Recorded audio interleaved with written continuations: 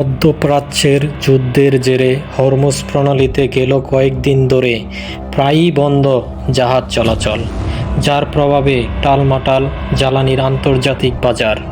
উত্তেজনার মাঝেই এই জলসীমা পার করল ভারতের এলপিজিবাহী জাহাজ শিবালিক। তথ্য নিশ্চিত করেছে একাধিক ভারতীয় গণমাধ্যম। শনিবার 40,000 মেট্রিক টনের এলপিজি নিজে আন্তর্জাতিক জলসীমায় প্রবেশ করে নৌযানটি। আর নিরাপত্তায় কাজ করছে ভারতীয় নৌবাহিনী।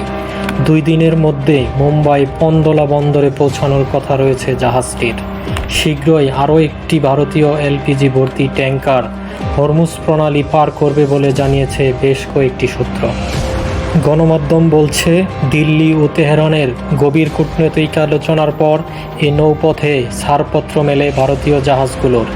এর আগে ভারতে আটকে পড়া 183 ইরানি নাবিককে নিজ দেশে ফেরত পাঠাতে সিদ্ধান্ত আসে মোদি প্রশাসনের পক্ষ থেকে।